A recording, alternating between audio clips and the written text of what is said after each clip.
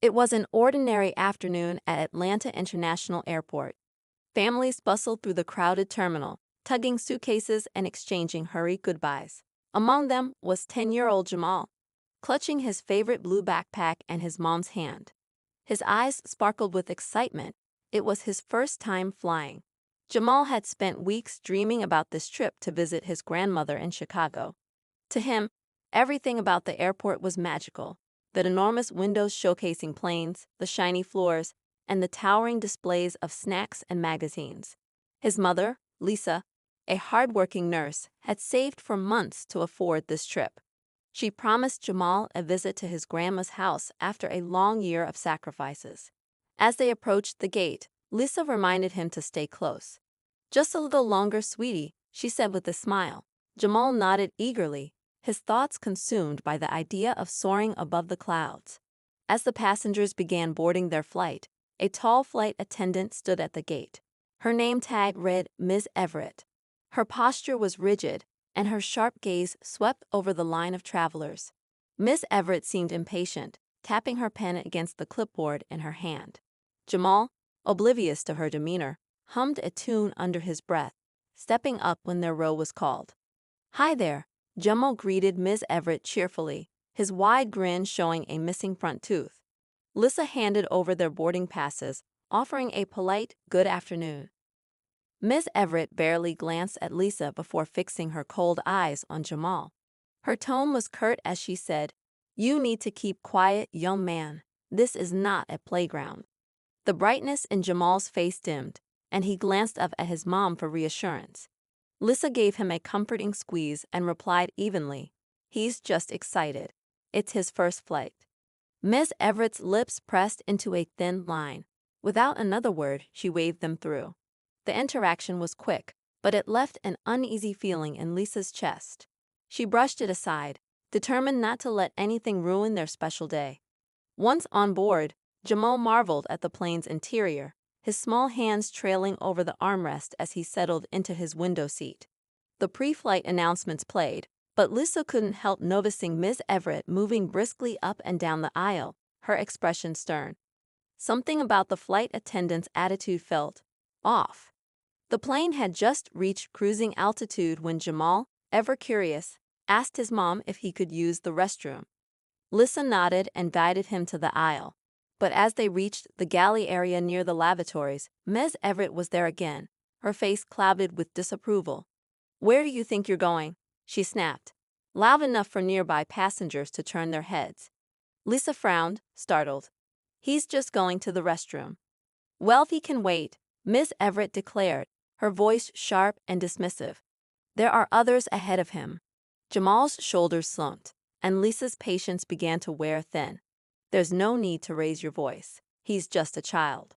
Ms. Everett's eyes narrowed, and she opened her mouth to retort, but a voice interrupted from behind. "Excuse me, but what's going on here?" A man seated nearby, wearing a business suit, had stood up.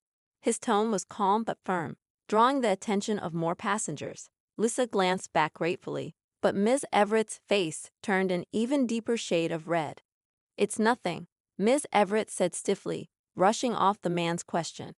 "Please remain seated." The tension in the air was palpable. Jamal, now clutching Lisa's hand tightly, looked like he wanted to shrink into the floor. More murmurs rippled through the cabin as other passengers began whispering among themselves. Lisa decided they would wait to avoid further conflict, but she couldn't shake the feeling that something wasn't right. As the flight continued, Ms. Everett's behavior grew increasingly noticeable. She seemed to watch Jamal and Lisa closely, her sharp remarks and cold demeanor becoming harder to ignore. Lisa wasn't the only one who noticed. Other passengers were starting to exchange concerned glances. And then it happened. About halfway through the flight, Ms. Everett returned to their row, her expression as icy as ever. Jamal had been quietly playing with the airline's provided activity sheet, his face once again lit with youthful wonder. "Excuse me, ma'am," Ms. Everett said to Lisa, her tone clipped.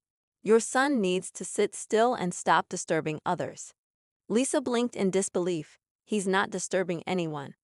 Ms. Everett's voice rose, and now the entire section was listening. "He's been loud since boarding, and it's unacceptable behavior. If he can't follow the rules, I'll have to report this." Jamal froze, his eyes wide and brimming with tears. Lisa, now visibly upset, took a deep breath to steady herself. "That's enough," she said, her voice shaking but resolute. "You're singling out my son for no reason." Ms. Everett scoffed, crossing her arms. "I'm simply doing my job." But by now, other passengers were beginning to speak up, their voices rising in support of Lisa and Jamal. One woman said, "The boy hasn't done anything wrong," while another chimed in, "Why are you targeting them?" The atmosphere shifted, a wave of solidarity rippling through the cabin. Ms. Everett, seemingly unfazed, tried to assert control, but her voice faltered when a man pulled out his phone and began recording. Lisa, her emotions a mix of anger and determination, looked Ms. Everett in the eye. "You owe my son an apology." Before Ms. Everett could respond, the captain's voice came over the intercom, summoning her to the front of the plane. The murmurs grew louder, and a sense of anticipation filled the air. Something was happening, something that would change the course of this flight entirely. And as Ms. Everett walked away, passengers exchanged knowing looks, their phones still recording. Lisa leaned down to Jamal and whispered, "It's going to be okay, baby. Just wait." Little did they know, the next 10 minutes would unravel in a way no one on that flight would ever forget. The cabin was abuzz with whispers and exchanged glances as Ms. Everett strode down the aisle, her head held high, but her movements quick and tense. Passengers who had been silent until now began to murmur more openly, their frustration brewing like a storm. Some were outraged by her behavior, while others simply wanted to know what was going to happen next. Lisa held Jamal close, running her fingers gently through his hair. He was still shaken, his small hands gripping her arm tightly. She whispered soothing words to him, though her own heart raced with a mixture of anger and worry. She couldn't understand why Miss Everett had singled them out. Jamal had been nothing but polite and excited, his childlike enthusiasm never crossing into mischief or disruption. A woman sitting across the aisle leaned over. "Are you okay, honey?" she asked, her voice kind and maternal. She smiled at Jamal, who nodded hesitantly but stayed silent. "I saw the whole thing," the woman continued, now addressing Lisa. "That flight attendant was out of line. Your boy did nothing wrong." Lisa nodded, offering a grateful smile, though her mind was already racing. She couldn't shake the feeling that this wasn't just about Jamal being a child. There was something else going on, something unspoken but painfully familiar. A sinking feeling crept into her chest, one she knew all too well. It wasn't just Miss Everett's tone or words. It was the way she looked at them, the way her gaze lingered just a little too long, filled with something far colder than mere irritation. Meanwhile, a man a few rows back had his phone out, quietly filming the scene. Others nearby seemed to notice, and a ripple of agreement passed through the group. "Good," one passenger muttered. "Someone needs to hold her accountable." Lisa wasn't the type to seek confrontation. She was a single mother who worked long hours, often putting her own needs aside for the sake of her son. But this was different. This wasn't just about her. It was about Jamal and the principle of standing up for what was right. She glanced out the window at the endless expanse of clouds, her thoughts swirling like the skies beyond. In the front of the plane, Miss Everett stood stiffly as the captain spoke to her. Though his words were inaudible to the rest of the passengers, his tone carried authority. The co-pilot occasionally glanced back at the cabin, his face unreadable. Whatever was being discussed seemed serious. Back in their seats, Lisa replayed the events in her mind, trying to piece together what had triggered the confrontation. She thought about the moments leading up to boarding, the way Ms. Everett had barely acknowledged them, her sharp tone directed at Jamal before they'd even taken their seats. Lisa wondered if other passengers had experienced something similar or if her son was the sole target. The passengers closest to Lisa began sharing their own observations in hushed tones. "She's been acting off since the start of the flight," one man remarked. "I saw her snap at someone during boarding too." Another woman added, "I've been flying for years, and I've never seen anything like this. She's supposed to make passengers feel comfortable, not whatever that was." Despite the low murmurs, Jamal could hear bits and pieces of the conversation. "Mom," he whispered, his voice small, "did I do something wrong?" Lisa's heart ached at the question. She turned to him, cupping his cheek gently. "No, baby, you didn't. You did everything right. Don't let anyone make you think otherwise." Jamal nodded, but the doubt in his eyes lingered. He leaned against her, seeking comfort in her warmth. Lisa kissed the top of his head, silently vowing to protect him from whatever this was. Minutes ticked by, though it felt like hours. The tension in the cabin was thick, and the passengers watched every movement at the front of the plane. Miss Everett eventually returned to the aisle, her face flushed and her demeanor even stiffer than before. She had avoided eye contact with anyone as she resumed her duties, though her movements were sharp and agitated. As she passed by Lisa and Jamal's row, Lisa couldn't help but notice the flicker of something in her expression: fear, frustration, regret. It was gone as quickly as it appeared, replaced by her usual icy exterior. Lisa's instincts told her this wasn't over, not by a long shot. The passengers, however, seemed emboldened by the earlier confrontation. A man in the row behind Lisa spoke up loudly enough for others to hear. "You know, this is why people record everything these days. Someone always thinks they can get away with treating folks like this." Miss Everett froze mid-step but didn't turn around. Her shoulders stiffened, and for a moment, it seemed like she might respond. But instead, she walked briskly to the galley and disappeared behind the curtain. Jamal whispered again, his curiosity outweighing his fear. "What's going to happen, Mom?" Lisa shook her head, her lips pressed into a thin line. "I don't know, sweetie, but whatever it is, we'll be okay." In another part of the plane, a small group of passengers quietly discussed what they'd seen. One of them, a young man with a laptop open on his tray table, was typing furiously. "I'm writing this down," he said to his seatmate. "Stuff like this needs to be shared. People need to know what's going on." Lisa overheard him and felt a surge of conflicting emotions, gratitude for the support and anxiety about the potential fallout. She wasn't sure what sharing this story might lead to, but she knew one thing: people were paying attention, and that was something Ms. Everett couldn't ignore. As the flight continued, a quiet tension settled over the cabin. Passengers watched Ms. Everett's every move, their eyes following her as she moved up and down the aisle. Some offered Lisa reassuring smiles or nods, small gestures of solidarity that reminded her she wasn't alone. The captain's voice eventually came over the intercom again, breaking the uneasy silence. "Ladies and gentlemen, we'll be landing shortly. Please ensure your seatbelts are fastened and tray tables are in their upright positions." The announcement felt like a countdown to something inevitable. Lisa glanced out the window again, the Chicago skyline slowly coming into view. Her stomach churned with a mix of relief and apprehension. Whatever was going to happen next, it would happen on the ground.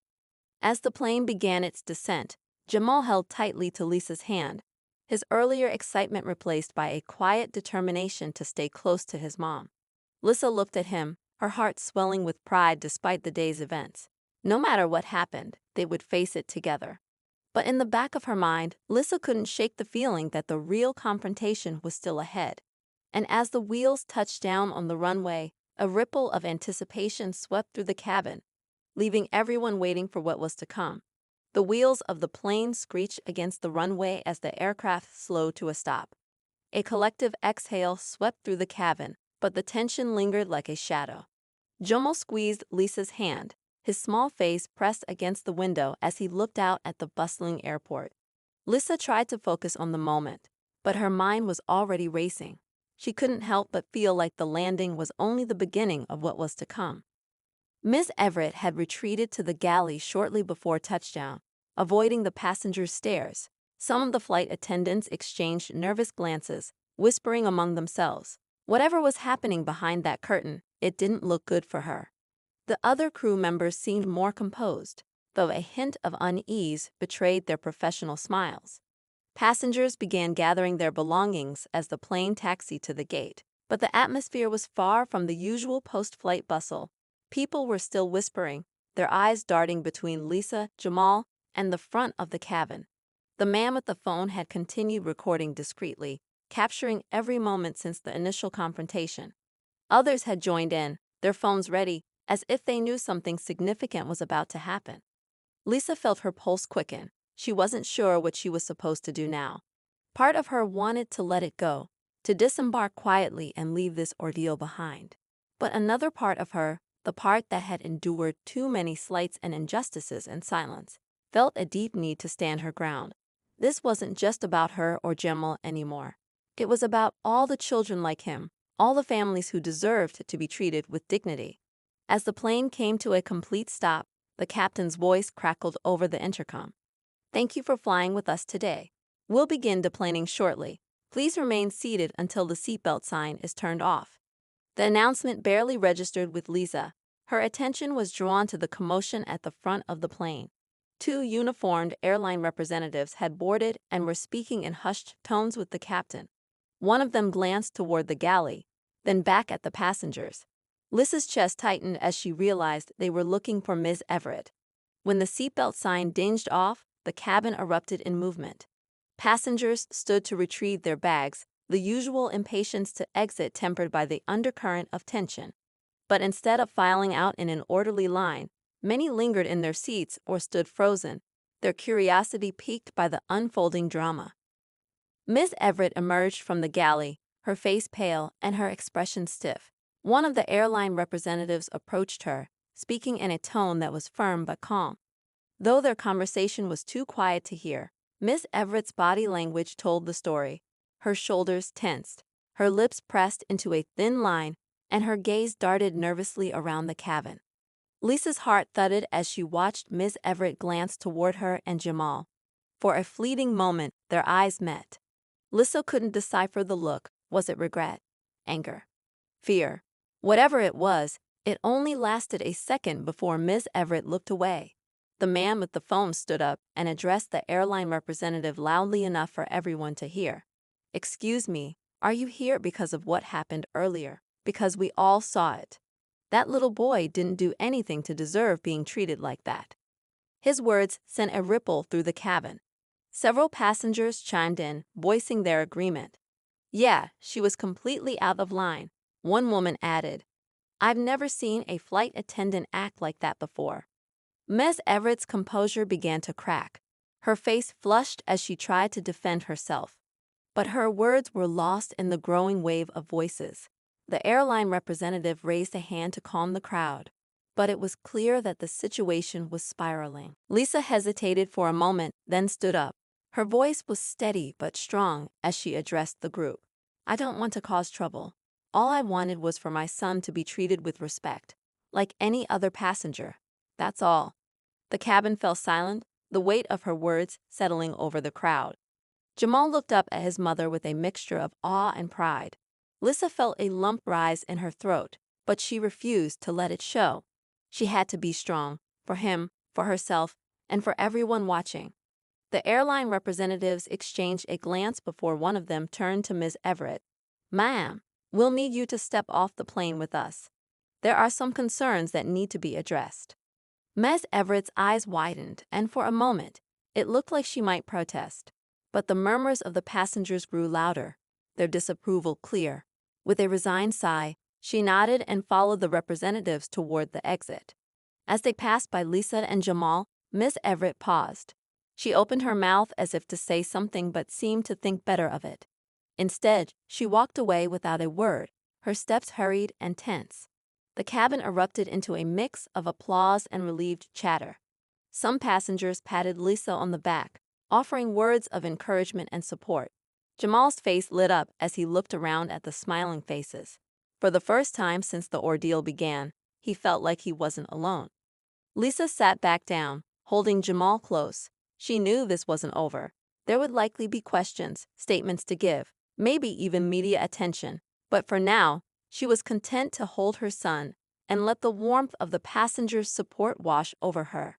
As the line to deplane finally began moving, Lisa prepared herself for whatever was waiting at the gate. The tension hadn't been resolved, not completely, but one thing was clear: this was a moment she wouldn't let slip away. It was a chance to speak up, to stand tall, and to show Jamal that even in the face of adversity, they could find strength and solidarity. As Lisa and Jamal stepped off the plane, the buzz of the terminal hit them like a wave. The usual cacophony of announcements, rolling suitcases, and hurried footsteps filled the air. But their arrival drew a different kind of attention. A small crowd had gathered near the gate, some passengers who had already deplaned and others who seemed to have caught wind of the drama from social media. The man who had been recording was now standing near the airline desk, speaking animatedly to a few onlookers. His phone was still in hand, and Lisa realized that the video had likely made its way online. Jamal clung to Lisa's hand, his eyes wide as he took in the unfamiliar faces. Lisa bent down to his level, offering a reassuring smile. "It's okay, baby. Just stay close to me." Before she could say more, an airline representative approached them, her expression a mix of professionalism and concern. "Miss Harris, we'd like to speak with you and your son privately. There's a lounge just down the hall where we can sit and talk." Lisa hesitated, glancing at the growing crowd. Cameras flashed and phones pointed in their direction. The last thing she wanted was to make a spectacle, but she also knew she couldn't avoid this. Taking a deep breath, she nodded and followed the representative, keeping Jamal close by her side. The lounge was quiet, a stark contrast to the chaos outside. A table had been set up with water bottles and snacks, but Lisa's nerves were too frayed to consider eating. She settled into a chair, pulling Jamal onto her lap. The representative sat across from them, joined by another airline official who introduced himself as the regional manager. "We want to start by apologizing for what happened on the flight," the manager began, his tone measured. "We take these matters very seriously, and we're already conducting an internal investigation. However, we'd like to hear your perspective on what happened." Lisa recounted the events as calmly as she could, though her voice trembled with emotion at times. She explained how Ms. Everett's tone and actions had escalated the situation and how she felt singled out in a way that no other passengers were. As she spoke, Jamal rested his head against her chest, his small hand clutching hers tightly. The manager listened intently, taking notes and nodding occasionally. When Lisa finished, he leaned forward, his expression earnest. "Miss Harris, I want you to know that this is not representative of our values or how we treat our passengers. We'll be reviewing all the evidence, including statements from other passengers and any video footage, to ensure that the appropriate actions are taken." Lisa nodded, her throat tight. She wanted to believe him, but the skepticism born of years of experience lingered. "I appreciate that," she said finally. "But this isn't just about me and Jamal. It's about making sure this doesn't happen to anyone else." The manager seemed taken aback by her resolve but quickly recovered. "You have my word that we'll do everything we can to address this properly." Before they could say more, a knock at the door interrupted them.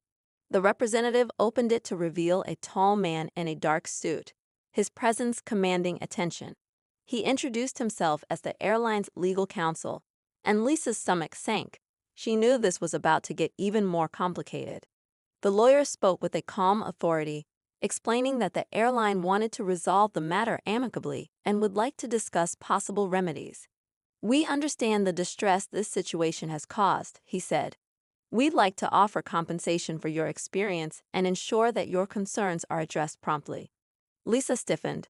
While part of her was tempted by the idea of a quick resolution, she also knew that money wasn't the answer. "I'm not here for compensation," she said firmly.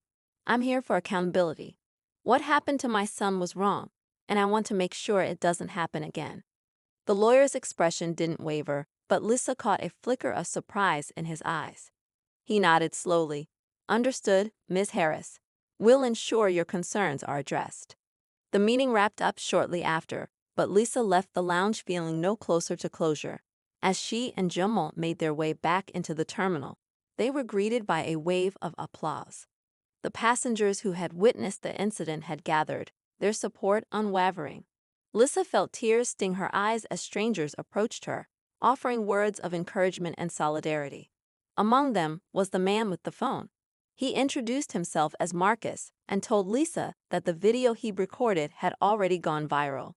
"People are talking about what happened," he said. "They're on your side. You're making a difference." Lisa felt a mix of gratitude and apprehension. She hadn't asked for any of this, But now that it was happening, she knew she had to see it through.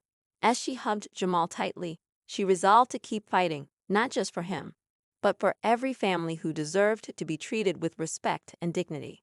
The sound of approaching footsteps drew Lisa's attention. She turned to see Ms. Everett, her face pale and her posture stiff, flanked by two airline representatives. The tension in the air was palpable as they approached, and Lisa braced herself for what was coming next.